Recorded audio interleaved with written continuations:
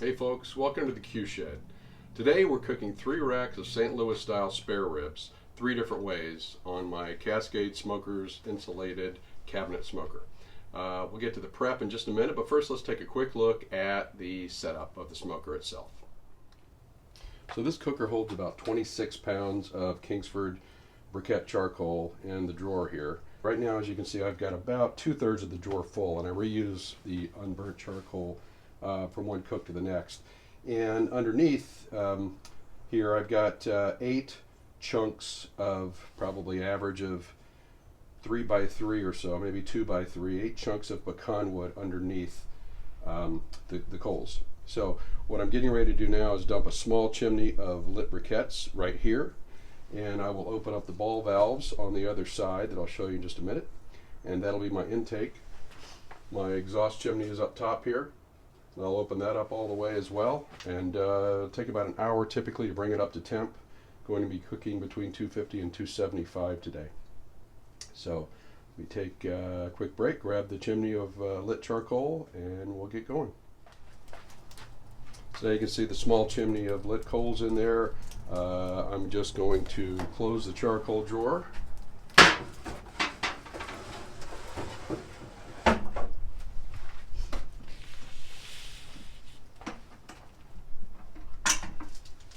Okay. Got my ambient probes in the middle rack. I'm going to be cooking the 3 racks of ribs on the middle. I like to gauge the top rack as well, just to check the temperature differential. Typically the top rack runs a bit hotter, but we'll have both of those probes plugged into the Fireboard 2 drive today for the cook. Let's get everything closed up.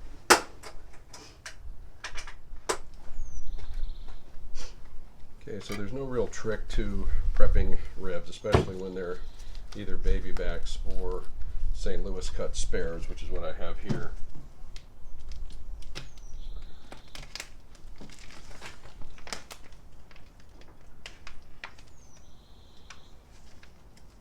I generally prefer to use full spare ribs because I love the meat from the rib tips, either for snacks as part of the dinner or to use in beans or chili or something such as that. But usually they end up being chef snacks, to tell you the truth. But was in a bit of a hurry, didn't have time to go to more than one store the other day, and they didn't have any full spares. They had these St. Louis cut ribs, which are merely, of course, full spares that are trimmed to be roughly square. Okay, so you don't want to rinse off meat in the sink, cross-contamination reasons, but I do wipe off the excess here. Clean paper towel. And so really all you have to do with ribs that have already been trimmed to St. Louis style, so this has a little more meat left on it than the other 2 racks do. So if there's an excess here on this flap, which they're right there, I'll go ahead and trim that off. Otherwise, those are small enough, I'll just leave. Nothing here, a little bit, and not much there. So these are pretty well trimmed up. So, in fact, I'm just going to leave that there. So all you want to do, I come into about the 3rd bone here. Now there are different ways to do this as well, but I use a butter knife, come into about the 3rd bone, come underneath the membrane, get it started, then use my paper towel.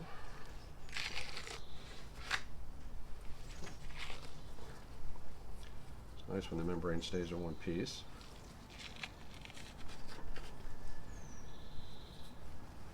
Once you get it started, it's not a big deal. And if you end up leaving a little bit of it on there, it's not the end of the world either, of course. Okay, there's one. Simple enough. Check the other side. There's usually not much to do. What you'll find is sometimes this end is a lot thicker on one than another. I actually do think, now this is a pretty thick rack here. you can tell. Okay, but I do think I'm going to just leave it, and I think it'll render. So that first one looks good. This one looks fine. Cut off any loose hanging bits.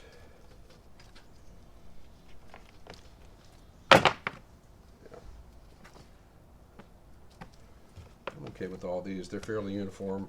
Again, when you have full spares, I'll do another video on those. When you have full spares, you'll have a tiny bone at the end you'll need to take off and sort of square up St. Louis style.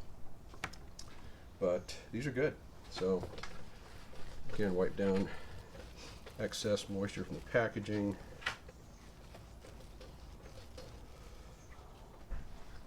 Next step is yellow mustard for a binder. Just standard yellow mustard. A lot of people don't use a binder at all. I always have, or I typically do for ribs. Just a thin coat to give your rub something to adhere to. You do not taste the mustard when all is said and done. I don't really see a downside to using a binder. Again, as long as it's a relatively thin coat. And I do feel like I get better bark when I do. When I'm doing beef, typically use Worcestershire sauce rather than mustard, but some people do use yellow mustard on beef as well. So again, it's not for taste really. It may add another layer of flavor, but primarily for something for the rub to adhere to. Okay, do it on both sides.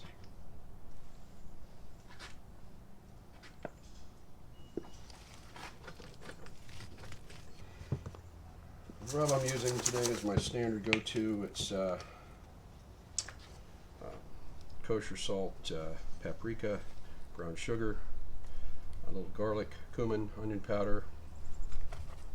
Yeah, pretty standard rub really for pork and chicken kind of thing. You do want to make sure your rub stays pretty well shaken. As you're using it, the heavier ingredients like salt will tend to fall to the bottom otherwise. I go medium heavy. I'm applying the rub. You don't want it to become cakey, but you want plenty of flavor.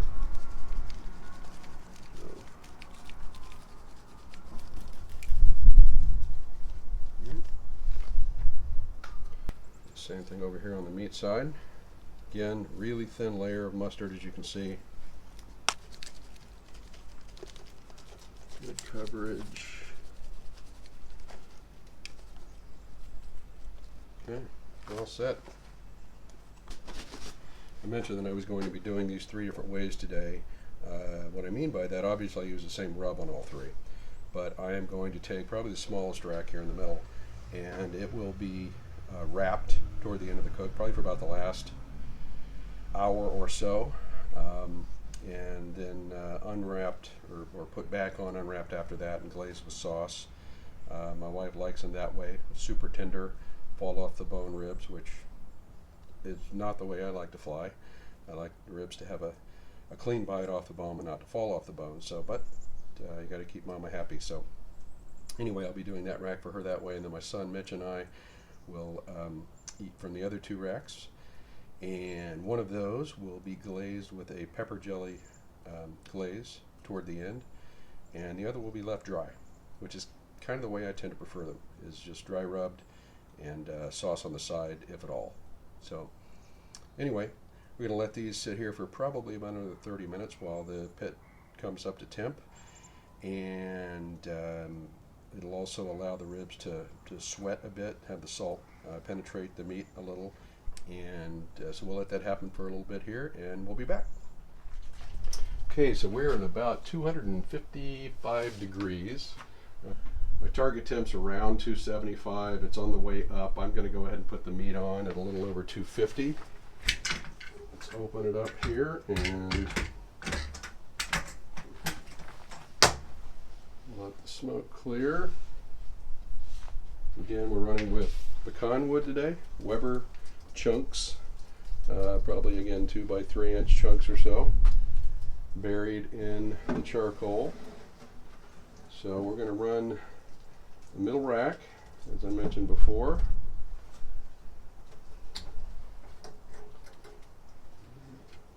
And let's get them on.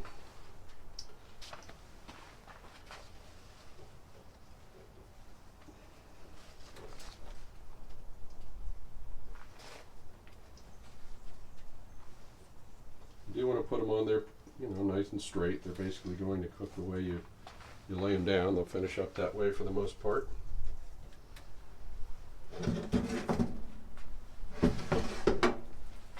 See, I just run the probe wires right through the door gasket. It works out great. We're going to shut it up and let it cook now. Let me show you something else I was working on here. Added these little handles on the Weber kettle. Awesome little cooker. Simple little Home Depot garage door handles. I think they were $6 for the twin pack. And then some 1/4 inch by 3/4 inch bolts, and drilled 4 holes, touched it up with some stove paint after I drilled the holes. And yeah, it's a cool little mod. The problem was, sometimes when I cook on the kettle, since they're obviously short cooks, I have done smoking on it as well, but when I cook steaks or something on it, which is more common, I'd want to pick it up and move it to the back patio. I've actually got a fire going in there now, so they're a little bit warm, but this allows me to pick it up and carry it to the back patio without these. Pretty tough to do. You just have to get your fingers underneath the lip. So it's running about 300 degrees here. Got a small fire, or a small bed of coals in there. But yeah, just interesting to note that not at all too warm to pick up. Terrific little unit, that kettle grill. I have a lot of fun with it and love cooking on it. So we'll do more videos with it as well. Anyway, that's it for now. We'll come back and check on the ribs in a bit.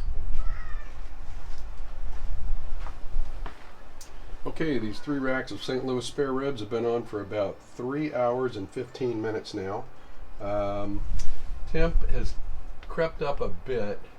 Right now we're at about 285 in that middle rack, so about 10 degrees hotter than I really want to be. So I'm going to back it off after I open it, check them, and we'll back it off just a little bit. Let's take a look here.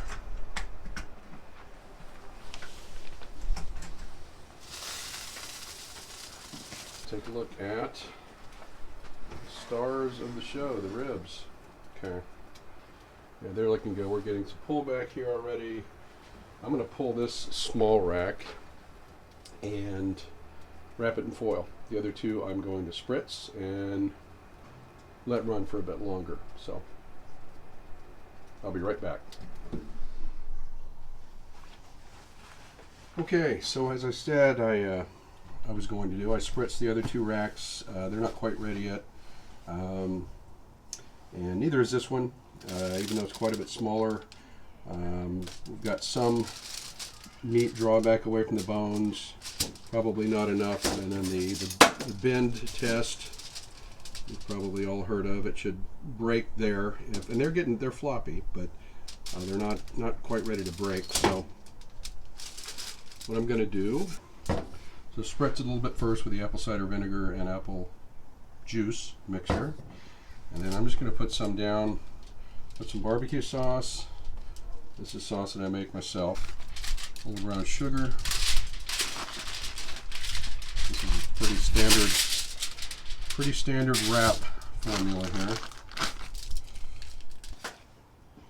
Then I'm going to add a little bit more fat in the form of butter,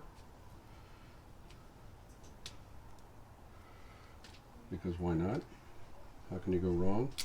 I'm going to set the ribs meat side down right on the little concoction there. Okay. On the back, all I'm going to do is hit them with another little bit of this spritz and just a little bit more sauce. Okay, and that's it.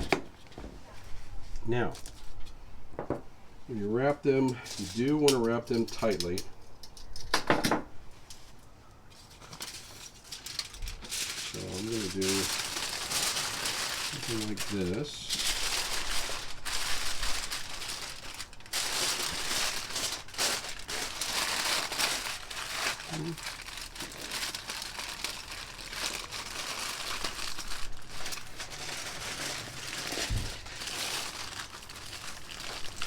They've been meat side up the whole time, which is how I generally do ribs when I'm not going to wrap them. So I'm going to have them sitting in the foil meat side down for the rest of the cook. Wrap them for probably, or rather cook them for probably an hour wrapped like this. At that point they should be plenty tender, and then I'll take them out and maybe glaze them with a little more sauce, another 15 minutes or so to let the sauce set, and they should be good to go. So we're going to put these back in and do nothing for an hour or so. Let the beans cook, and the other two racks should be about ready to glaze at that point, and I'll bring you back. Thanks.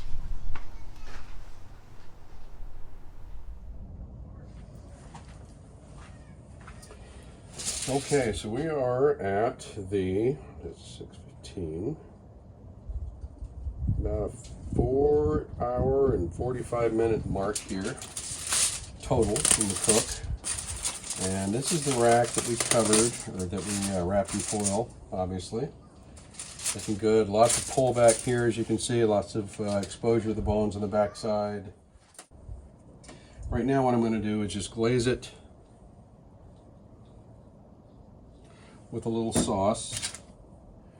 Put it back on for about 15 minutes just to allow the sauce to set. And we should be good to go. Plenty of pullback, as you can see on the bones there.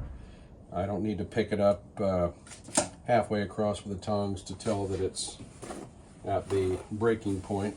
It absolutely is. Very tender. By the time everything's said and done, they will absolutely be fall off the bone ribs, which again, I want to reiterate, is not my choice, but it is my wife's choice. So it's all about making people happy, especially when they have been married to you for over 30 years. So I'm going to shut this down, and we'll be back when it's time to cut the ribs up and serve. Okay, it's time to pull all 3 racks of ribs here. First up is my wife's rack of ribs, which have been wrapped.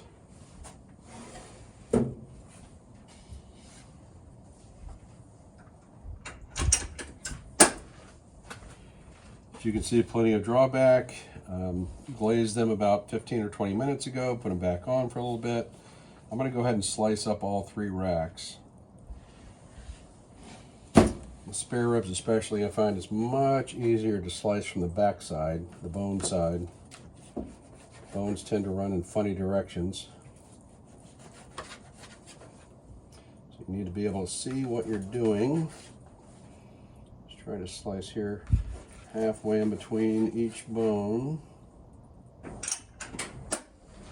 Okay, this one was glazed with my spicy barbecue sauce, lightly. And this was the thickest rack of the 3. You can see there how thick that is. But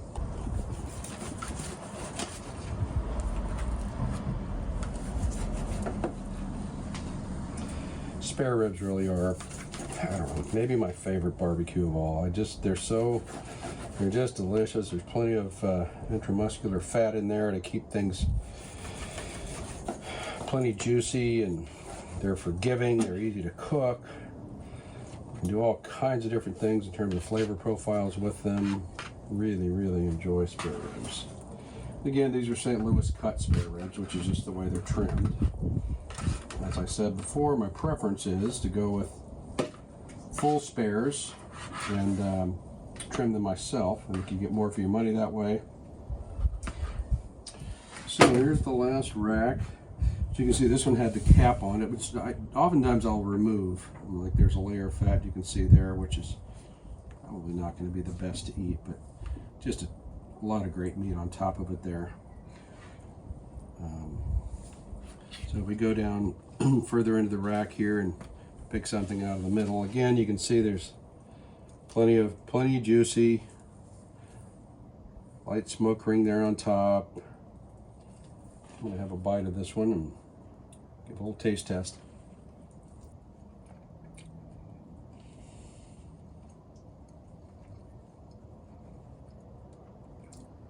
Apologize for any chewing sounds. Really good, not over smoked at all. Love pecan wood for that very reason. It's just got a nice sweet flavor, not over smoked. Again, smoke ring on the top. Nice clean bite off the bone, but it's not pulling the rest of the rib with it. Love the rub, just the sauce glaze. This is a big success as far as I'm concerned. Not every cook is. This one definitely was. It's hard to go wrong with spare ribs. And we've done them 3 different ways tonight. One rack wrapped for the last hour with butter and barbecue sauce and brown sugar in it. They were extremely tender, falling apart. Another rack with a mango chipotle spicy sweet glaze. And this rack with our barbecue sauce glaze. And anyway, it's been a good cook. Had a lot of fun. It's getting late. It's time to eat dinner. Thanks for joining me in the Q Shed.